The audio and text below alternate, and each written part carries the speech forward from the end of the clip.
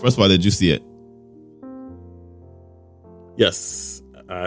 This is actually where digital marketing actually benefits and helps. I saw something on maybe my Instagram or my YouTube, when I was on YouTube, and I saw an advertisement. I'm thinking, I saw his face. I'm like, oh my God, it actually came out. I forgot. I stopped everything I was doing. I had so much things to do that day, but I said, heck no, I'm stopping everything I'm doing. Watched it all in one sitting, obviously. For me, I'll just give you an overview of what I thought about it, and I'll let you get into the nitty gritty of things. Sure. Well, before you do that, I wanted to correct myself. It's called Killer Inside the Mind of Aaron Hernandez. In case anybody else want to check it out. All right, Pat.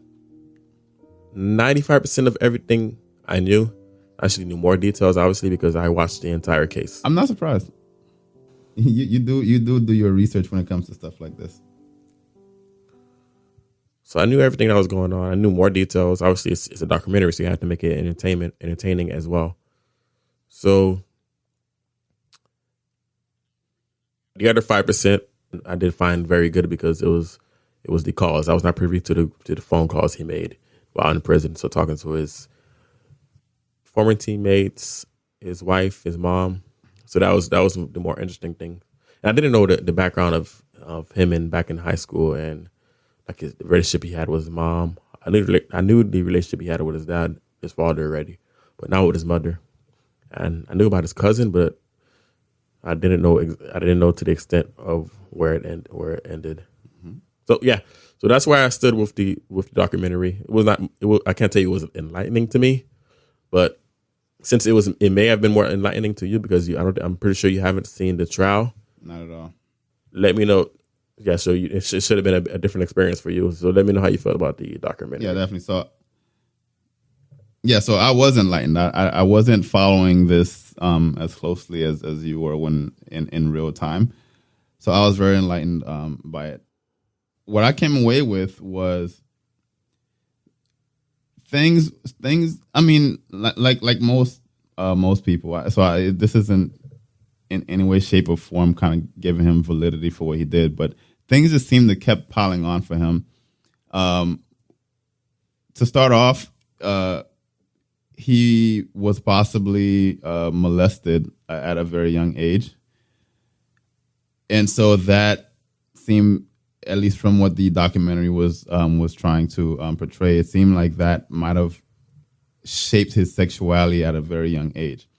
And because he had such a dominant father figure in the house, and he, as they mentioned it, he had his definition of what a man was, and he was very homophobic. So the fact that his dad was as dominating as he was, and he seemed to always want to make his dad proud. He wanted to do right for his dad, per se, and there was some fear in that as well. I think that caused a lot of internal turmoil in the sense that what he might have really wanted to be or what he really was not accepted by his dad. In fact, I remember there was a part in the documentary where when he was much younger and he had some of his cousins who were cheerleaders, and he wanted to be a cheerleader. I believe he told his dad he wanted to be a cheerleader, and his dad nixed that ASAP. All in all, he had a lot piling up from the time he was young to the time he was in high school, and he was hiding a lot. But I gotta say, though, one of the things that I didn't particularly care for was how the documentary seemed, at the end anyway, to make it seem as if CTE played a huge role in his actions, which I don't believe that was the case. If anything, it might have just added some fuel to the fire, but I don't think his actions were justified by having CTE.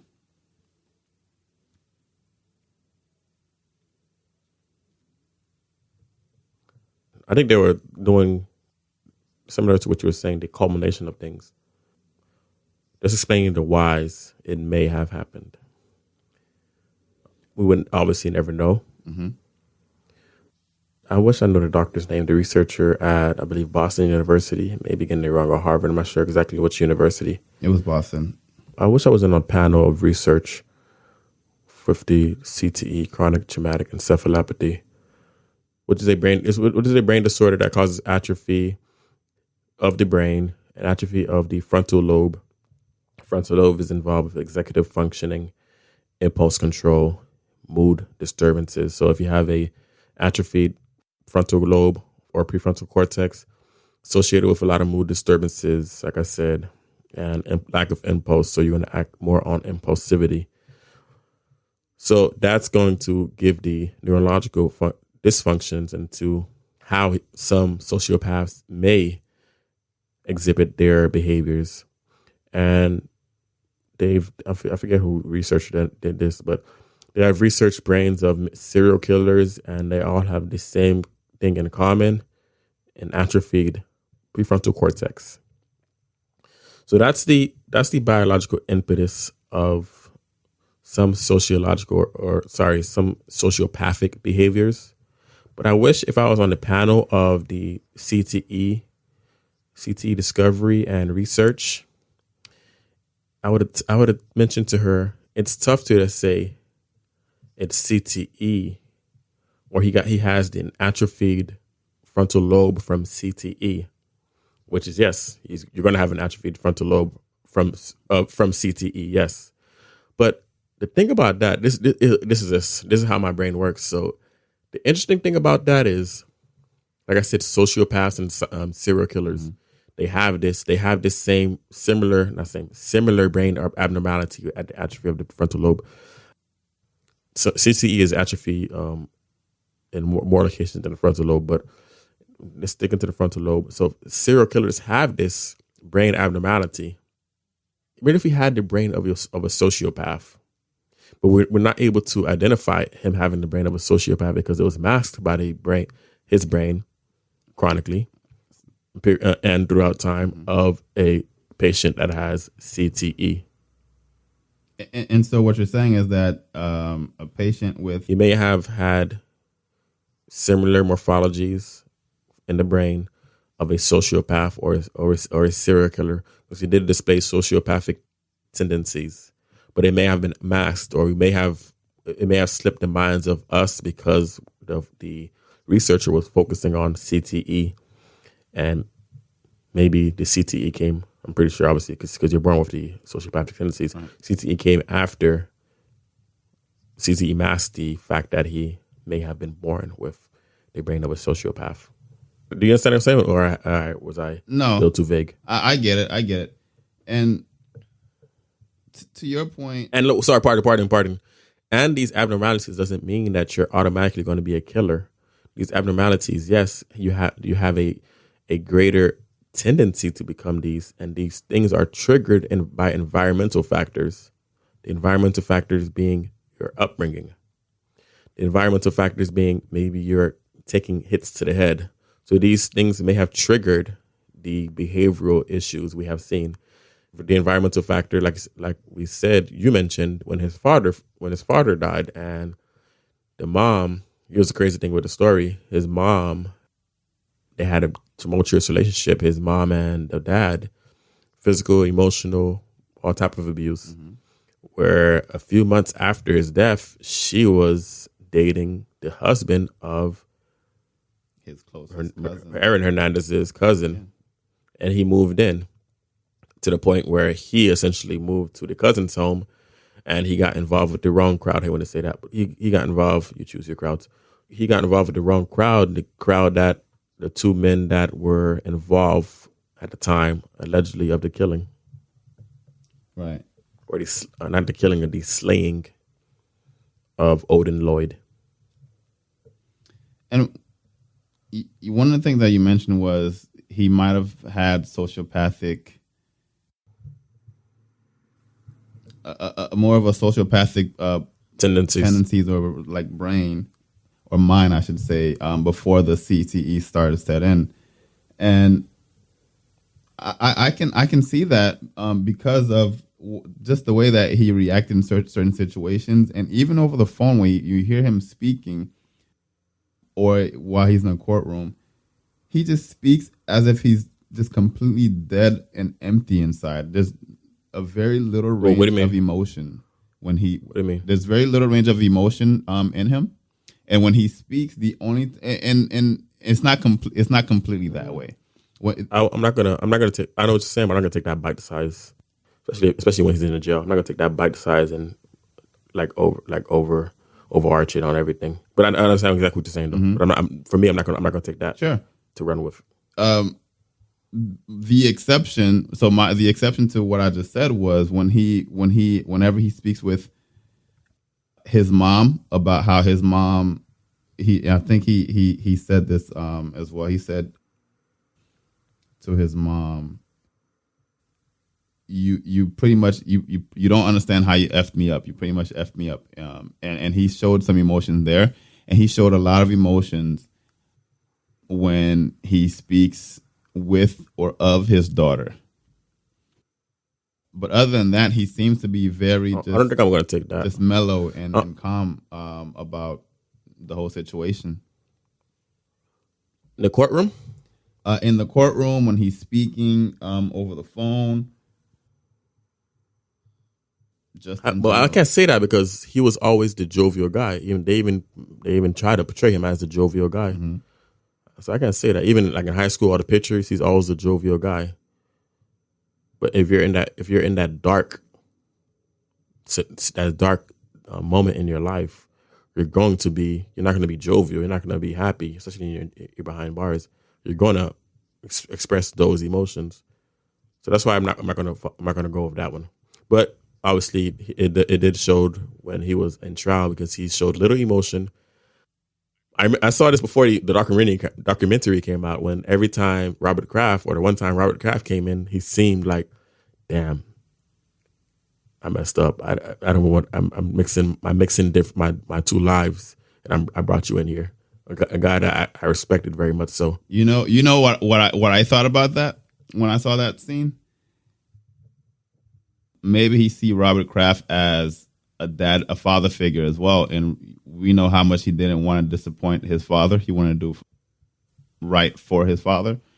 So maybe he saw Robert Kraft as a father figure, which is why he kept looking over his shoulder when they mentioned Robert Kraft was coming in. And I believe that was one of the few times at least that they showed it in the documentary, that he, he attempted to look in the back of the courtroom rather than just staring forward at all times. Mm-hmm. I want to go by everything, all the cutting. I think the trial was like, what, 30 days, 2 months, 3 months? I forgot how long. So hours and hours. So I wouldn't go by everything what the documentary portrayed, because the documentary is trying to portray an image, right? So that's why I wouldn't go exactly where everything, all the images they showed us. Yeah, well, that's all I had to go off of. So I'm yeah, but I'm not gonna roll with it though. Sure, it's a documentary. It's a documentary. These people, they're trying to tell a story and get views. So issues with the documentary. Any? You want me to go? One of the things. No, you go. One of the things I did notice, and I don't think this was a focal point, but even in the end, after they initially mentioned that he had sexual relations, homosexual relations, in the end, after he committed suicide, it seems like they continued on with that theme. That wasn't the focal point of the documentary at all. But I thought they stretched that sexuality a lot. Well, that was the focal point. And I also thought, you think so? That was the focal point. That was the focal point of him of him doing the things that he did. That's what I meant by that. No. The documentary. Yeah. Yeah. Definitely. I thought the sexual. I was saying that it wasn't the focal point of him committing the acts that he did. Oh, we don't know. They don't know. I know more than they know, and I may sound like trying to sound like I'm grandiose, but they don't know. But they're pitching your story, because it's messed me up when I started reading books on script. But they're pitching a story, and they're fitting. They put it like a puzzle. They're fitting the story together and telling that story. Right. Or is it more so that they know, but they're like you said, they have to fit into a certain story, so they give you what they want to give you. Well, we don't know. Honestly, we don't know. We can go by from the biopsychosocial approach. I'm pretty sure they don't know about that type of approach. We can go by that, but we truly don't know. Obviously, he didn't confess. Well, let's define what we're talking about. We don't know right we don't now. know the true story. Are we talking about why he committed the acts, or like what are we talking about that we don't know, or they don't why he know? committed why he committed the acts? Just wanted to clarify that. We don't know. We still don't know why he killed Odin Lloyd. They trying to make it seem like he found out he's gay. I don't know about that. What else? We don't know about who killed during the drive-by of the two Hispanic fellows. I forget the name, and one was injured in the shooting. Yeah, they did leave that kind of open-ended. No, but I'm talking about when I was watching it with myself. I had my theories, but I'm not sure if my theories are right or wrong. It may have been drug induced because I don't know why they focus on marijuana. Like marijuana is like a drug, like a violent. Maybe it can be with some people. It's not, but they should have focused on the drug when I found out he was taking it. The drug that's probably not the impetus, but that can lead you toward these deranged paths. And what's that? PCP, angel dust. He was a frequenter of that, and he would undergo psychotic bouts. Oh. Did and they paranoia from the piece. Yeah, they mentioned it in passing. And the bouts, but he did it. He was a frequent user, and the bouts of paranoia with PCP. And if guys you don't know what PCP is, watch Friday and watch Smokey get laced with PCP as and you see how he acts. So he was obviously under the intoxication and under the influence of these drugs. So, and I thought at the moment, I don't know about it. He might have been at the moment paranoid because of the drugs, and then feel like he had tried, and you're around quote unquote gangsters, so you have to always show who you are, prove yourself to the crowd you're around. So essentially, he's around killers and drug dealers. So you have to prove to yourself who you are because you're a football player. You're just an athlete. So he always had to. He was always in the light of proving himself that he's hard, proving himself that he's tough. He may have been tough, but maybe he would go overboard to prove himself because he's around these people that were career criminals. So a person tries you, they spill drink on you, and they don't say sorry. You have to go to the ultimate retaliation. So that was my breakdown of it from a guy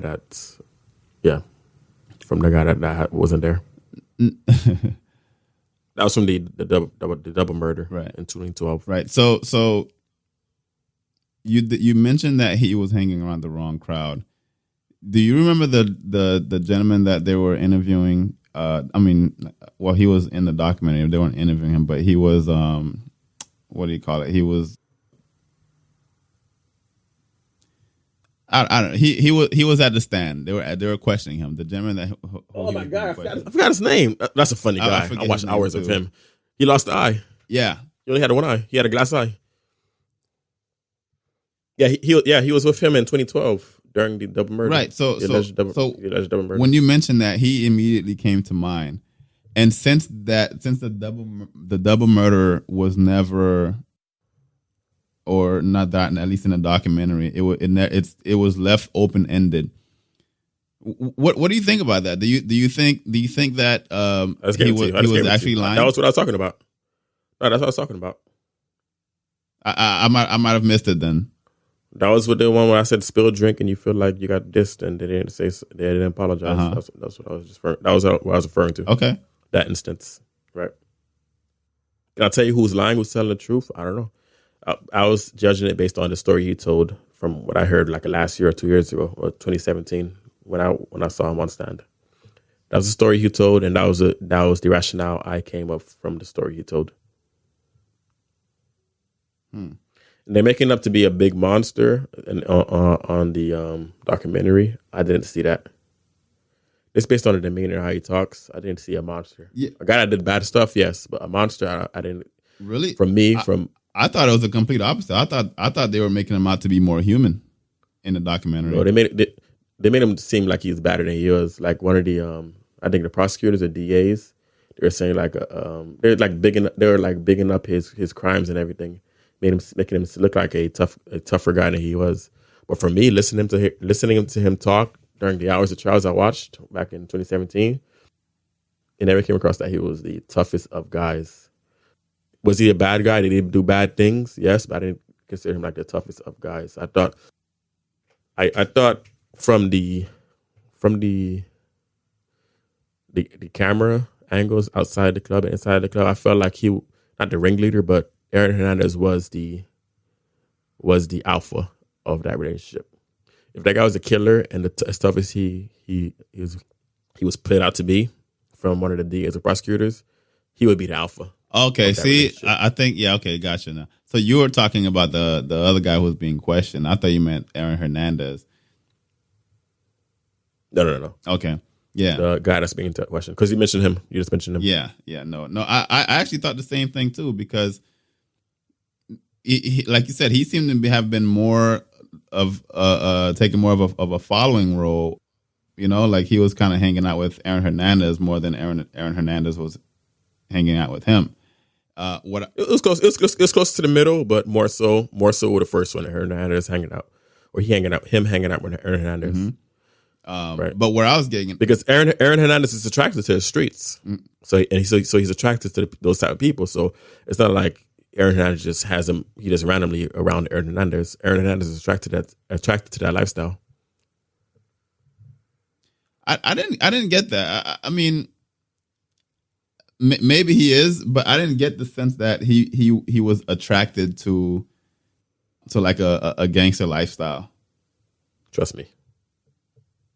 He might have. I just didn't get that. Trust me. You're going by the documentary. You're going by the documentary. Yep. Trust me. That's what I'm going by. We're talking about the documentary, so that's exactly what I'm going by. No, but I'm not going by. I'm just going by him. I'm not going by like. I know we're talking about a documentary, but I'm going by reading him. I will trust me. But I think one of the things that the documentary did do, and I think that's exactly what it should have done, right? Since it's a documentary, but it did humanize him a little bit, where you get to see images of him being as a kid, and you know him playing football, and all these images of him smiling and talking to his daughter over the phone while he was in jail. It humanized him a little bit. That's what I was alluding to earlier when I said I thought it did him a little favor, Aaron Hernandez a favor by humanizing him, showing his. But they didn't go over and beyond by humanizing him. It was all the truth. The thing I had an issue with, because that's part of storytelling as well. It's the story behind the sociopath. Mm-hmm. You can't just have a story of a sociopath. Right. We talked about this last episode. You have to humanize the sociopath, and then for most cases, that's why we actually adhere to the sociopath. My gripes on the documentary. Oh my God. It's a lot. It's a lot. A lot. Man, that screenwriter book is really starting to put a lot on your head. Not really. This is just me being a human. Like I told you, I knew 95% of the case, so it's not gonna be tantalizing. It's not gonna be a tantalizing watch because they had the visuals of the court case as well. It's not like I was watching a transcript. There's nothing tantalizing there, but the one thing I hated was the guy in high school, his quarterback. Mm-hmm. Like, what are you doing? Did he say you come out with this? You're just gonna just put him out all in blast because he's dead? Telling these wild stories about his sexuality. You feel brave for putting him out there? I was not cool with that. As a man to man, I was not cool with that. Mm-hmm. Like if I'm dead and I have friends or a girlfriend or whatever it may be, and that girlfriend just outs me on whatever it may be, like that's not cool. The person is dead. Let the person lie dead. Now you want to come out the woodworks just to personalize the story and be a part of the story? No, to me that was not cool. Mm. And the whole documentary, how do you feel about that part before I go on? I didn't think about it the way you did. I don't think I had as much of a problem with it, but when you mention that, imagine a guy like Aaron Hernandez doesn't want that out, and he's going to tell the deep stories about him in high school and then him in middle school. Right, exactly. That was not cool, man. That was not cool. Yeah, I mean, monster or not, that was not cool as a human. I still don't feel as strongly as you do about it. But would you want somebody telling your deep secrets when you die? I don't know that secrets you never want to come out. I don't know that it would matter since I'm dead. Fritz, come on, you understand the conversation we're having. I do. If you have, if I have secrets, of course, Fritz, I know. But if I have secrets, how would you feel looking down on the person? If I have deep secrets on you and you die, secrets you never want to come out, and the moment you come out, just for a documentary, oh, Fritz did this, looking down from heaven, you're gonna look at me like it's cool or not? Being alive, no, because Fritz, you don't have to do that alive or dead, but just looking down on it, morality, or you want to look down. I can only go by whether or not I'm alive, right? Because if I'm alive, all right, let's just say. Okay, Fritz. All right, Fritz. You go to jail. You go to jail. You have no TV. You have no TV. Are you? And I tell you all the secrets to the documentary. You have no TV. Okay, is that cool? That's what. And you come out. You found out. That's you exactly find out. where I was going. Since you, I don't know why you strung up on Dead or Alive, and you find out, is that cool or not from the person you were cool with, and the person that holds your deepest secrets. Perfect. We can. That's fine. Alive or dead doesn't really matter. That's throw that away. Who cares? That person you were cool with. Are you cool with that person doing that? I want to be again. For me anyway. I think alive. Dead or alive. Throw it away. I can't throw it away because how do you feel? I think it does matter. Fritz, I don't know how this matters. I'm lost, Fritz. All right, Fritz. A person that you mess with and they know everything about you. If that person eventually rats you out or tells something about you, whatever, alive or dead, who cares? That person you really respect tells something you never wanted to come out. Are you cool with that person doing that? Of course not. That's it. For me, what are you doing? You bringing more shame to him? It makes you feel good, maybe because he's a killer. Even if he's not a killer, if it's me in that life, what are you doing? Really? It's something I probably felt most shame about. You're gonna come out and say, "Oh no, he was doing this back in middle school." Something I never knew that. That was not cool to me. Not that particular situation. Not that particular situation because it's not my person. It's not personalized to me. I'm just talking about in a general sense. If someone that I'm close to does something like that, that's not cool. Here's what his justification might be. I don't care about that. It's liberating. This is a conversation. His justification might be is that it's liberate. It's the liberating thing to do. It's setting him free. For who? Of course, he would say it's for Aaron Tell your Hernandez. story. Tell his. Why don't he tell his story? I agree. I agree with that. Tell your story. You don't have to tell his story. Tell your story. I don't think your story ends with him. Starts and ends with him. Tell your story. And I don't know him one bit, but could there have been an exchange of funds for the documentary? Doesn't matter. Even worse. Exactly. If something happens to me and you rat me out for it for money, even worse. That's unforgivable. That's a nasty. You're like you're a prostitute. You can be bought off. That's where I was Disgusting, getting at. Man. I agree with Disgusting. that. The moment I knew I loved Fritz, I'm gonna be very vague. I was in high school. I got in trouble for something, and Fritz, without even telling Fritz anything, Fritz said, "Oh no, that's for something for school." You know what I'm saying? You remember that story? Mm-hmm. Then that's the moment I said, "I love Fritz." I would always love Fritz.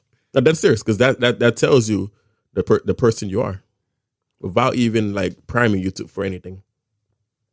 So that's the type of people I love, Fritz. Like ratting me out when I die or whatever. That's because you're not gonna get no blowback because I'm dead, quote unquote. That's terrible, man. That's terrible. That fit with the theme. I hated with the thing. Maybe because society. I think a lot of society didn't like it because maybe we have some type of preconditioned homophobia. So just hearing it and explicitly, maybe we didn't. A lot of people. I'm pretty sure if you survey everyone, that obviously anonymously, they'll say that's one of the biggest issues. Maybe that's a deep rooting thing for us as a society. We're homophobic. We don't like hearing things like that. But they feel like they tried to really drive that home, and I had an inkling they would do that. The homosexuality, really right? home. Yeah, I thought the same too. Here's how I knew it. They brought in, I forget the O-lineman name. I forget his name. They brought in the O-lineman for Ryan Conley or something like that. I forget his name. I don't want to get his name wrong because I know Ryan Conley is a person. Ryan O'Conley or Ryan O'Cannon, something like, or Shannon, whatever it may be. They brought him in. Why did they bring him in? No connection to Aaron Hernandez. Why did they bring him in? Because he's a football player and he's gay. Yep. The only reason they brought him in has nothing to do with the story, nothing to do with the crimes, nothing to do with anything. But they brought it in just to drive that point home. How tough it is for an athlete from a machisto background to come out. The only reason they brought him in. And who else? Why they bring in fat Jermaine Wiggins, who played for the Vikings, my Vikings back then when I used to root for the Vikings. Then he played for the Patriots at the tail end of his career. To be honest, I thought he was going to be fatter in real life. Because he was fat when he was playing. He was good. He was good for my Vikings. But why they bring him in? Because he had some connection with Aaron Hernandez, even though they were never friends. I think he shared like maybe half a season with Aaron Hernandez on the team, just to kill him even more. Mm-hmm. He brought zero to the conversation. I don't know what he was saying. He was something I could have said. Oh my God, I can't believe somebody would be able to do something like this. Like he brought zero to the conversation. Who else? Lee Bowden. I guess I know why they brought him in because there's another one that didn't have connection, but he was on the team. He was a good corner for their. Oh yeah. He only appeared like 8 times. I said it's like 2 times, 2 or 3 times. It was a few times, very briefly. Right, he was a good cornerback for the Cleveland Browns. Then he went to the Patriots towards the tail end of his career. I'm a football freak. I know all these people, but he brought that into the conversation. But I guess because he was a teammate, there's some closeness to it. Obviously, they're bringing in people that's less notable and not even associated with him because no one would agree to be a part of the documentary. So they had to bring these people in. Nothing to the conversation. I don't know who brought anything to the conversation. Like I'm talking about people that actually know him, not the brother, not the fiance, obviously because they didn't want to do it. But no one close to him did it.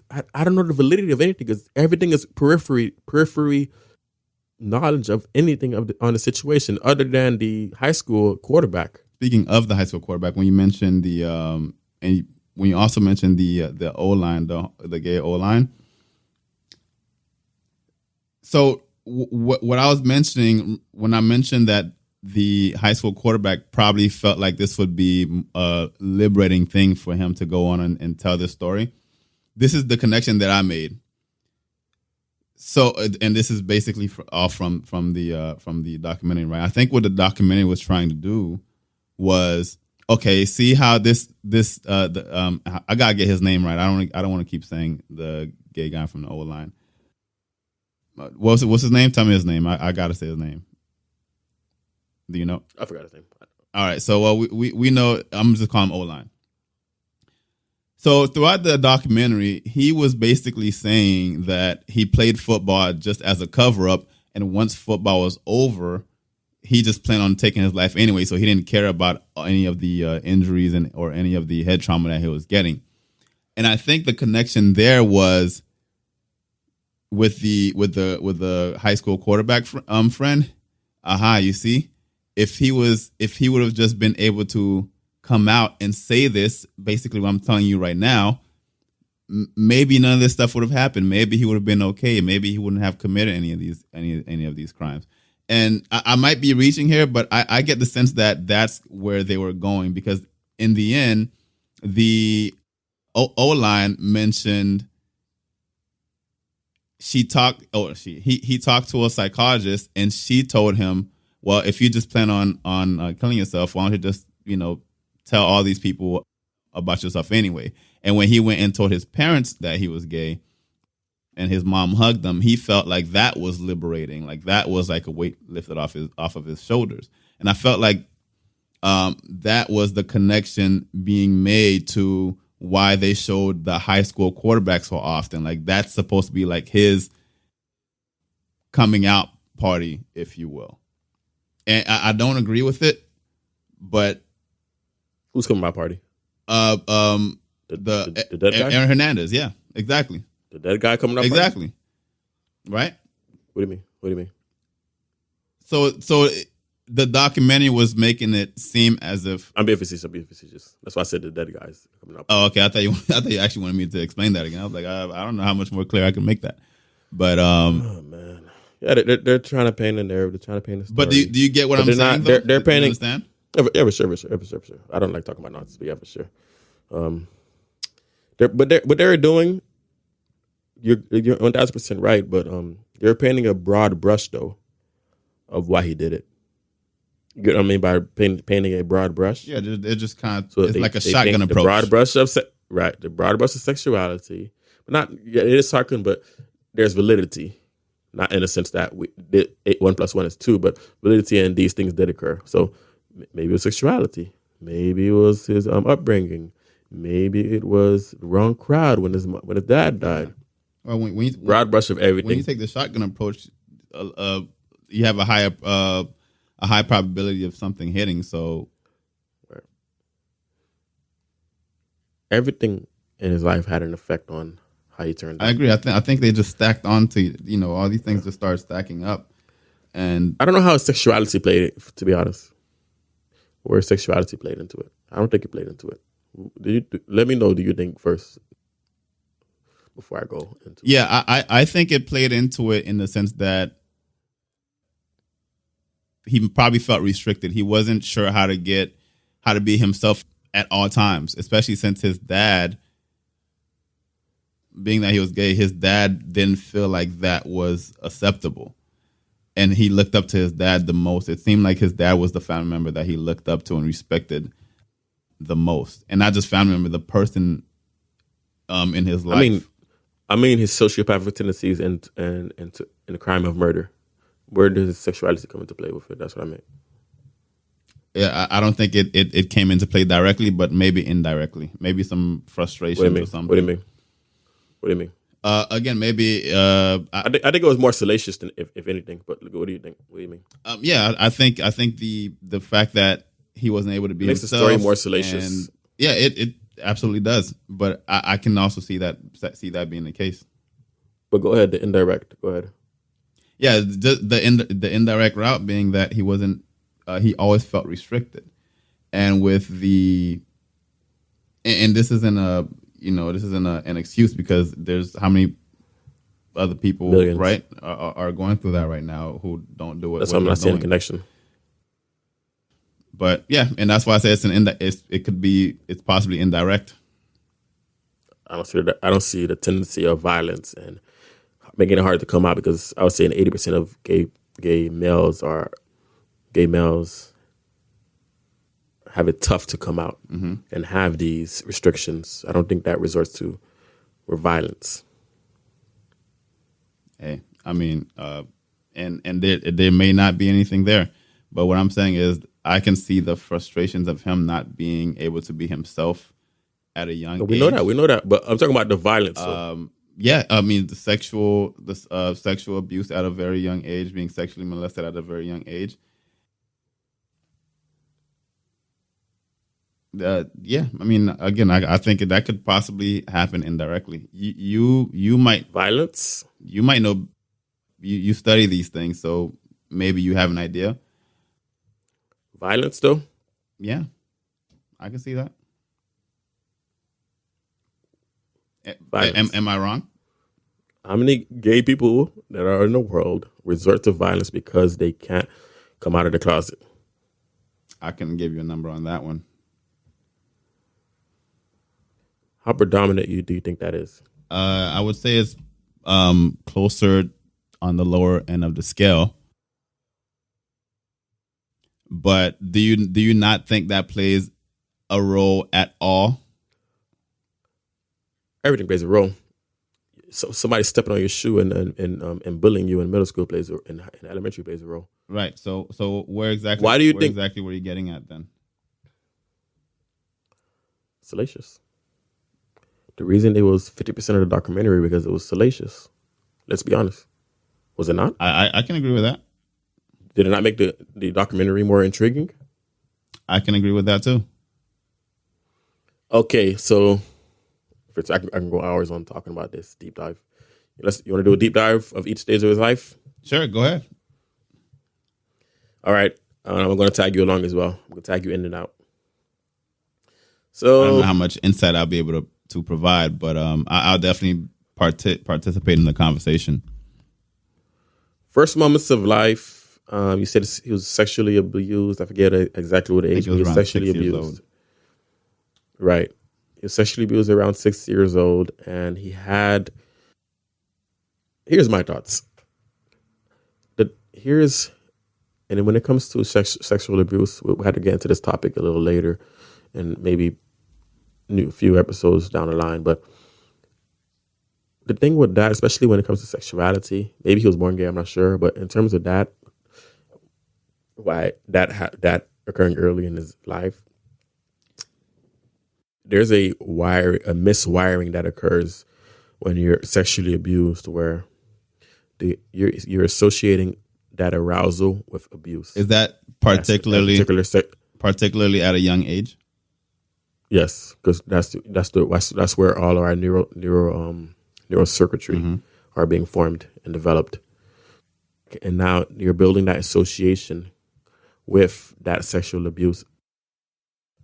So a lot of times, people are sexually abused. It's hard. Where do I get this? I don't have a specific example, but I have it in my head, but I can't flush it out. A lot of times they resort to. That's why you'll see a lot of people that resort to some more painful stimuli, because similar to like BDSM, where the neurocircuitry were some miswiring were in adolescence or at the age of puberty, where you'll see them having to resort to the most extremes of sensations just to get aroused, whereas if a normal sexual intercourse does nothing for them. There's no stimulation for them. But that's another topic we had to talk about in a few episodes down the line. Sticking to him, so if he was not born, I'm not sure, but if the impetus was at 6 years old, his neurocircuitry were miswired in the case that maybe he was aroused by now males, right? Right. And that's one part. Part two is usually around that age, sixth grade to what? No, probably fourth. Let's say fourth to sixth or seventh grade. We're experimenting. We're finding out sexuality. We're experimenting with it. Usually, if you have a female around, a female neighbor, whatever it may be, you're going to experiment, right? So that's where they hold hide and seek. What's the other thing? What's hide in the closet? Those type of games are played with young kids. That's their time of experimentation. And obviously, we know what happened to Aaron Hernandez at age 6 years old, and he had this close friend he was around, and that's where his experimentation started. And he felt guilty. For me, I would believe this to be the case. He felt guilty about this sexuality, so he tried to suppress it as much as possible. Obviously, this relationship continued, as he said, but he felt it was something he did feel guilty about. So he had to, like you said, masculinize himself. So he had to put on the tough, hard image, tough, hard facade. He had to get. I hate when they brought up tattoos. Like, what tattoos makes him a bad guy. He had to put on that role just to hide that side of him, the side he tries to suppress. Something that's very hard for him because that wiring happened at a young age, and it's with you. So something he tried to suppress. He felt guilty about it. Even when he was on the phone with his ex-fiancée while he was in jail, there were transgender people around. Yeah, he wouldn't even call them. You could take it two ways, right? You could take it one or two ways. Maybe he's trying to overcompensate by making sure no one finds out that he's gay, so he has to overcompensate by being the most macho guy. That's what I have. Or the second part, right? That's the general consensus. But the second part, what I came up with, because obviously the first part, everyone goes through that. I went through that first, but then I second thought, I said, why did he do that? Because here it is. This is my hypothesis. I may be wrong, maybe right. So if he feels that he's gay, closeted, and maybe something that he suppresses, and then his whole notion of when you think gay, you think the flamboyant gay, and then if in his mind maybe he thinks even more flamboyant than that gay is the transgender type of gay, right? So he's saying, I'm nothing like that. I'm not associated with that. And they make me look bad, even though I'm not really gay. That's what he says in the mind. So him being associated with that irks him to the 10th degree, even more than someone else, because that's a direct image of what people consider what him to be, because he's quote unquote gay. I mean, even though there's degrees of gay, right. So degrees of sexuality in that sense. So he's putting levels to it. Right. So he's ashamed to be a part of that group. Or he's ashamed for them to be a part of his group. Gotcha. So that brings a different level of hate. Let me give you an example that would connect to you. If we see a black person that fits all the stereotypes, loud, ghetto, pants sagging, what do you do in public? How do you feel? You automatically start to think that, people ashamed to be associated, are associating him with you or you with him. Right. But how do you feel personally? Yeah, you feel ashamed to be associated with that person, right? You don't you know that's not the way that you portray yourself, and so because people are putting you guys in the same class, and your level of disdain, right. Your level of disdain is more than a random person, right, from a different ethnicity. Is it not, or is it? So that's my first assumption. That's our second assumption. That's my second assumption of why he went to that extreme. Obviously, it's probably a mixture of both. Let's see down the line. So that's his sexuality early in childhood to high school, trying to suppress that sexuality. Now we're on to college. One, I'm pretty sure he had some brain abnormality for the tendencies of sociopathic behaviors, right? Just for the absolute disregard to authority, the disregard to feeling like no one can touch you, you can do anything you want. So he goes to a bar. The story's out there before the documentary, before even the case. Goes to a bar. Tim Tebow was there, and he punches the bouncer or the I forget who it was. What is it called? The people that serve the drinks. The bartender. Right, but I think it was the manager. One of those, whatever. He punches the guy, and then he allegedly, they assume, I don't know why they put this in a documentary if it was not guaranteed, but it's alleged that a guy that fit the description shot at some people in the car during his time at University of Florida in Gainesville. And so he had his discretions there. He had his multiple drug abuses there. So at that time, I'm pretty sure that all that connection, it's not, his mom cheated, so he went to live with his cousin. He was always around, and they try to paint it like it was a middle class neighborhood. I don't think you just change in 2 years, because I was 16 years old, and 2 years to the biggest gangster or thug or this bad guy. I'm pretty sure that was when they try to paint him like, he's a goody two shoe. He has to be good around his dad. It's not that cut and dry. I guarantee it's not that cut and dry.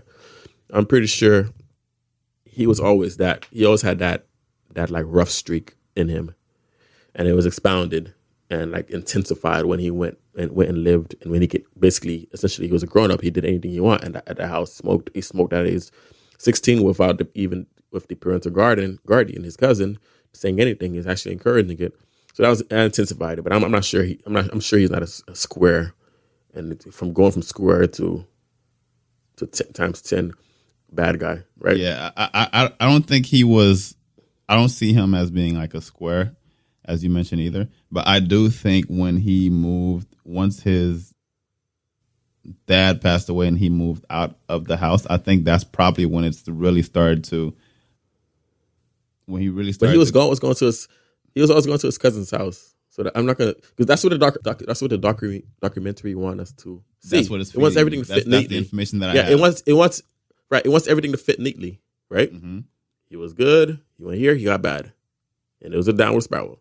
No, he was always going to his cousin's house. That was always his favorite cousin, right? So he had that side of where he could be, and he was always intrigued by our lifestyle at a young age because that was his cousin's lifestyle. That's people his cousin would be around, right? So I'm pretty sure it was not 0 to 100, guaranteed. So they want everything to fit neatly. I'm just talking from my perspective of like growing up in general and my psychological perspective. No, I get you. So that's that. So the fact that he was going over his cousin's house before, he was already being introduced to that lifestyle. So, if we're putting it on a percentile, we can say that he gradually got to maybe, let's say 40-50%, and when he just went over to his cousin's house to live with her, that's when everything just I'll say he was at 70 before.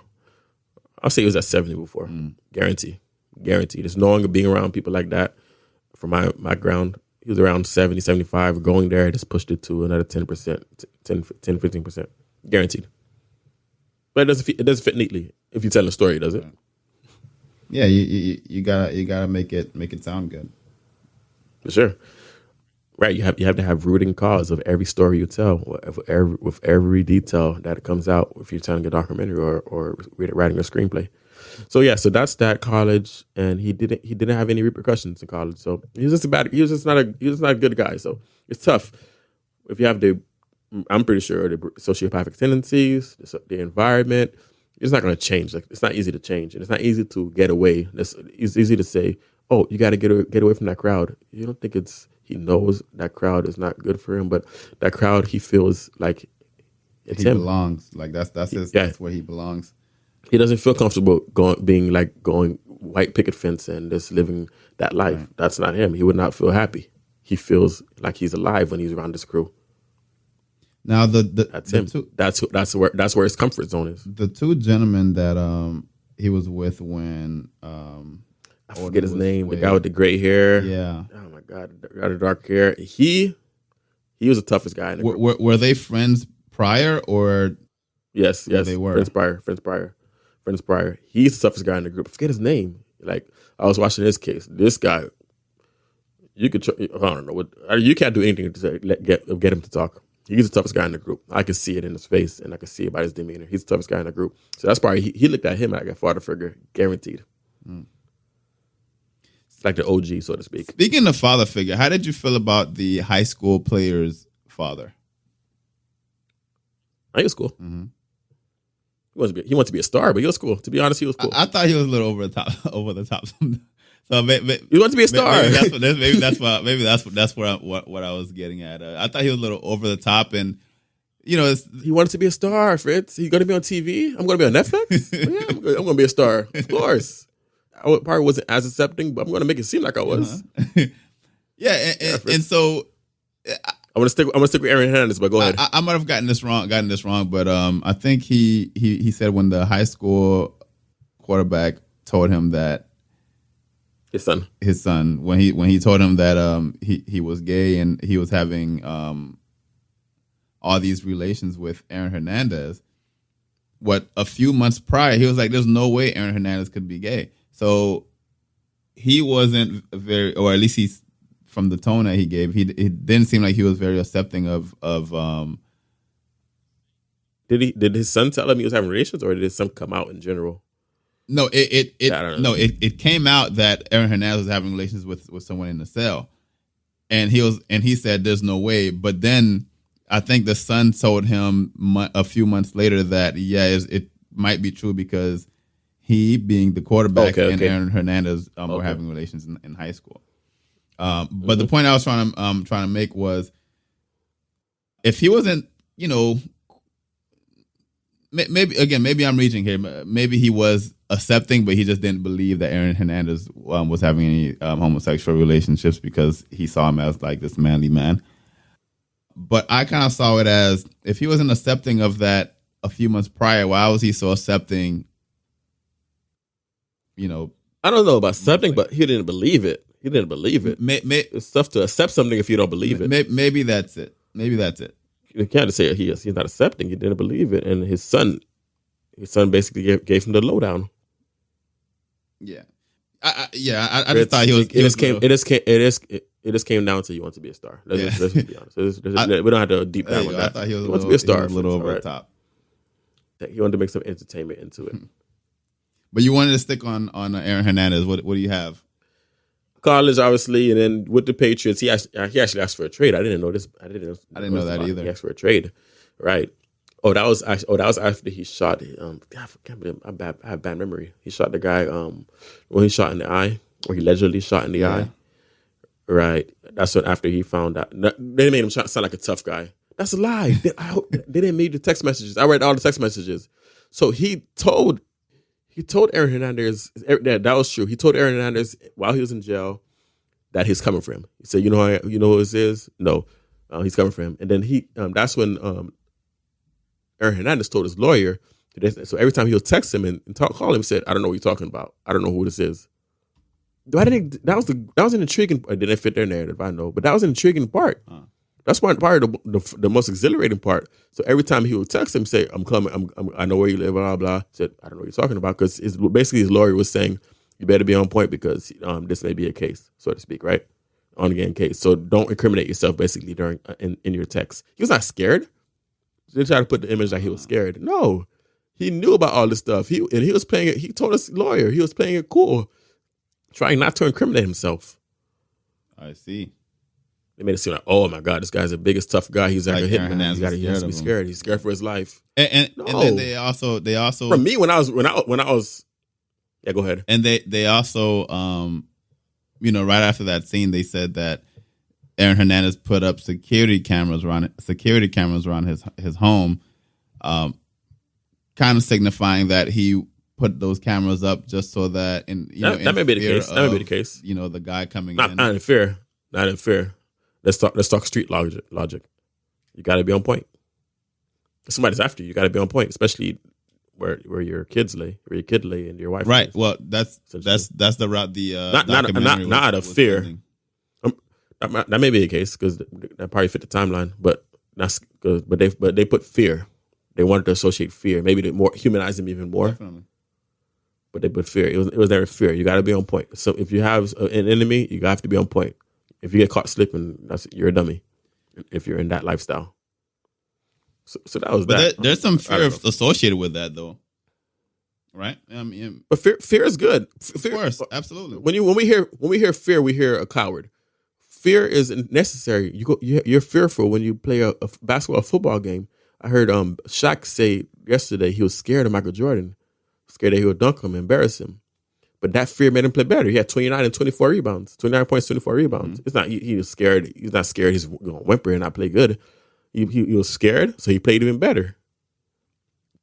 He's on guard.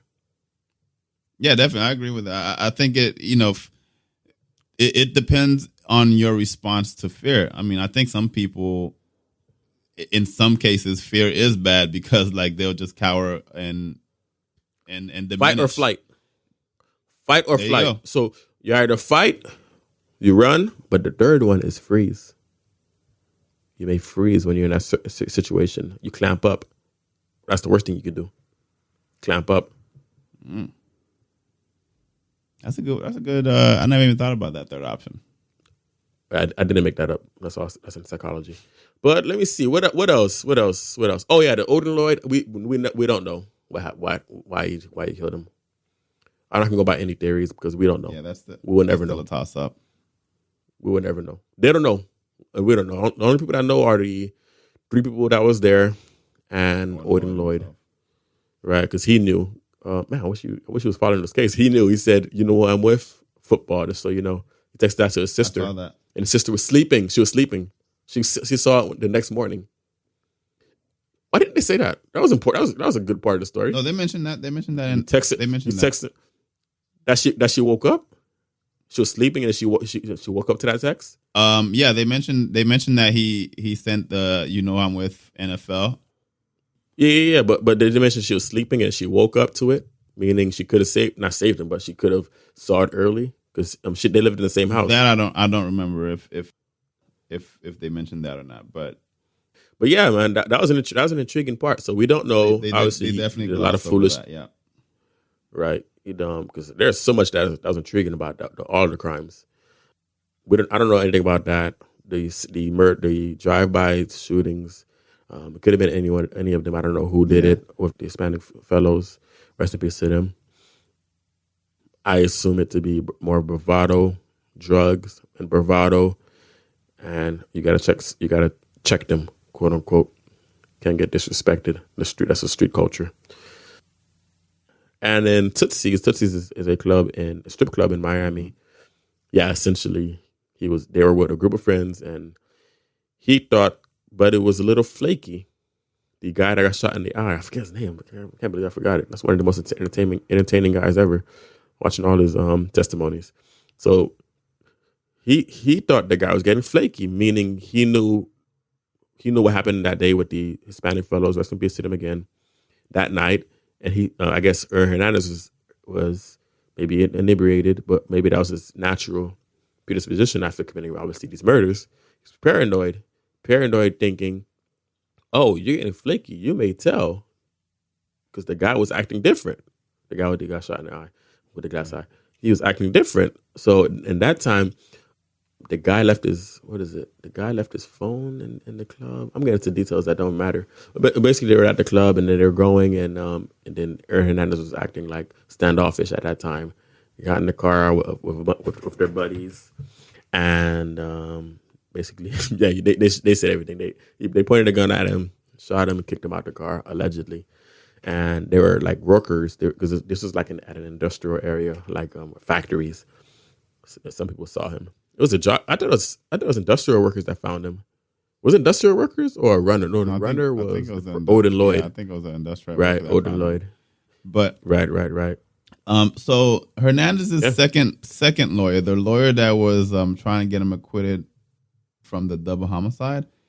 Jose Baez, the one from the Casey Anthony case. He told a different story of how that might have went down. I mean, obviously, this is his job, right? So that Fritz, he can. I'm not giving that any value. I'm not giving that any value. But Aaron Hernandez quickly found this good story to tell. Man, because he had to. That was the one to get acquitted. If he didn't get acquitted from that murder, there was no way he's going to beat the first murder. In his appeal. Mm-hmm. They had to discredit the guy as much as possible so they could win the second murder case, the one in 2012. Man, these lawyers are really good at what they do. I'll tell you that. I actually found out some new things too, like the whole thing of you're going to be a good, or he sent a written letter to his fiance, saying you're going to be good. Don't worry, all is well. I'm paraphrasing. Yeah. Essentially, that if he kills himself, you can get not liability, but you can get part of the bonus from the Patriots, because he would be, by some defunct law, he would be found not guilty. He was not able to stand trial during his appeal. He died, but they changed the law, and he was found guilty after posthumously. He was found guilty. That was something I didn't or was not following at that time.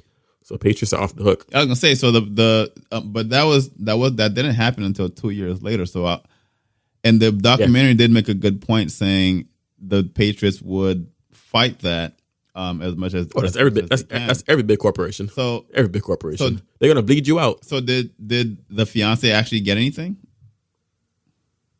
from who? From the Patriots, or his plan? For what? His whole plan of the fiance actually getting part of his bonus money from the Patriots, or his no, they changed the law, Fritz. They changed the law, so he's guilty. Right, but that was 2 years afterwards, Pat. So he was under contract for that time, didn't he? No. That's different. You're void, Fritz. If you find something like detrimental to the league, obviously killing somebody is detrimental to the league. Your contract is frozen. They don't have to pay you. I didn't even think about that part. Oh, yeah, I forgot. The NFL don't have any guaranteed contracts. Duh. Even the bonus they can withhold if that's something that egregious.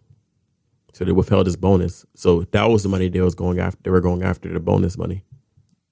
So he didn't really think that through. Plan failed.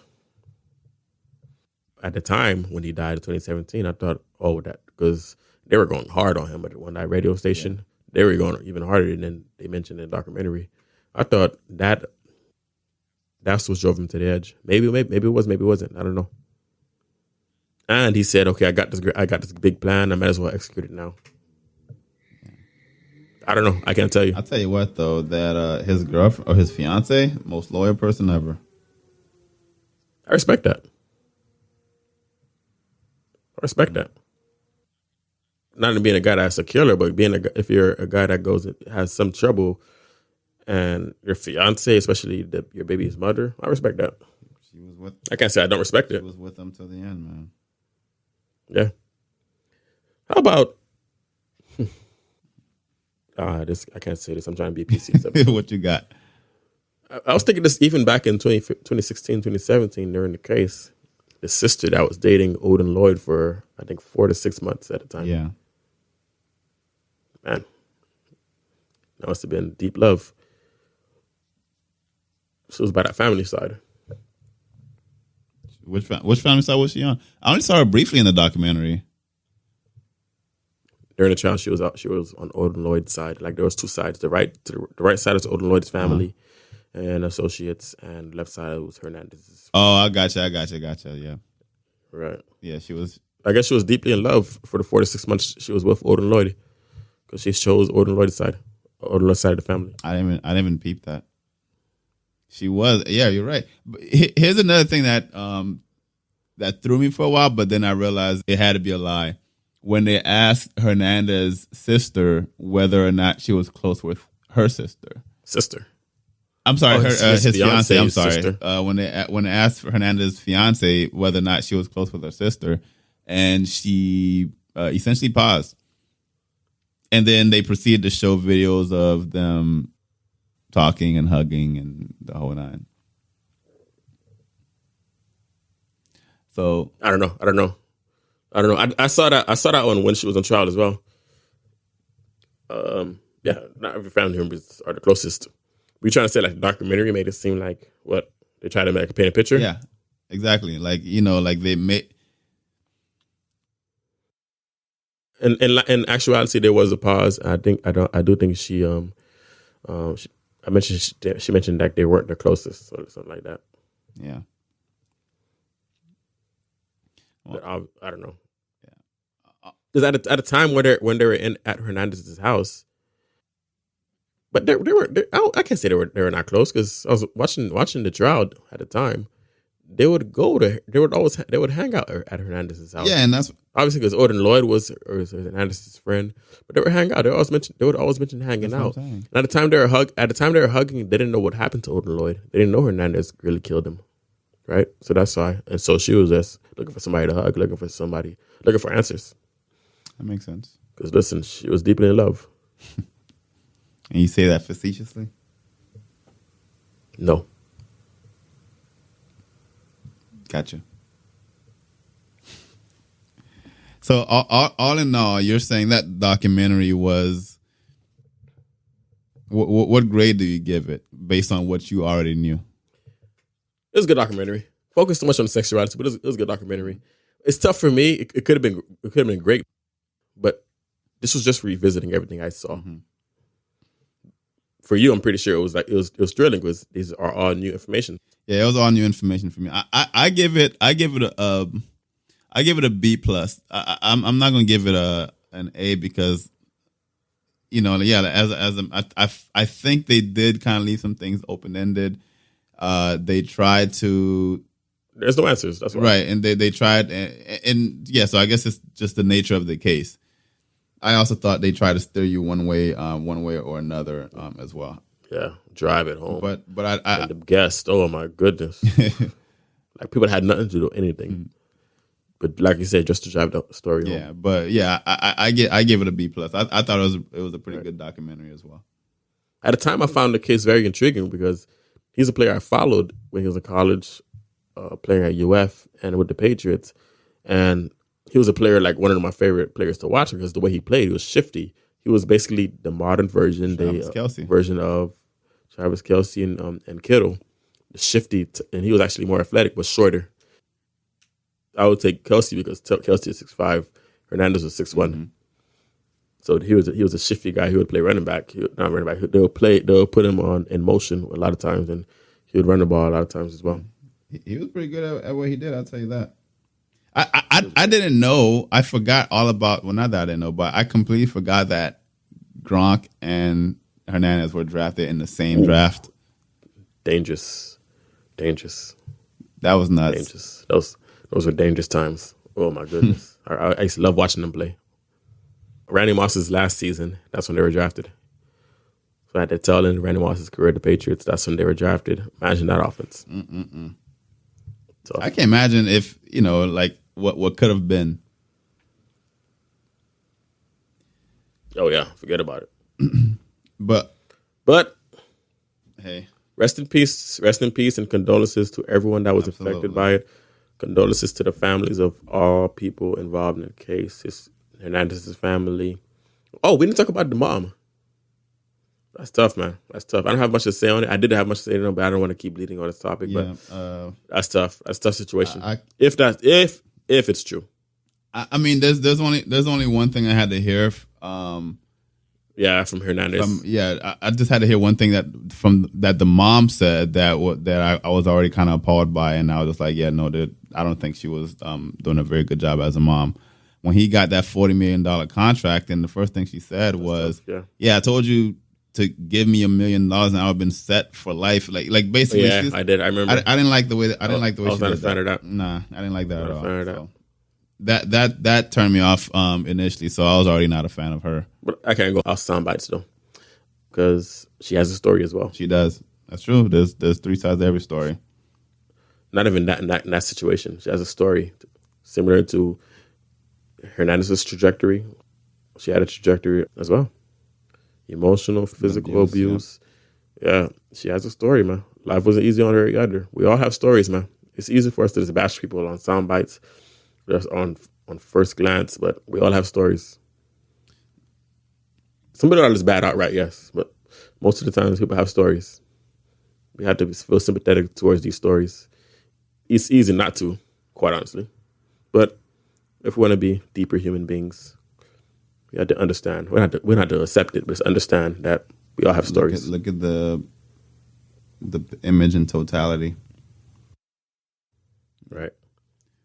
She has a tough story, like getting knocked out unconscious from what they said. Can you imagine that? Yeah, I do remember. Imagine living with that person, and can you imagine how living with that person would be, walking on eggshells? Like a battered animal, where you take one step and the animal just whimpers in the corner because they've been beaten so much. So imagine living with that and living in that hell for years. We all have stories, but like I said, to end the story or to end everything on the Netflix documentary, condolences to everybody involved. Definitely.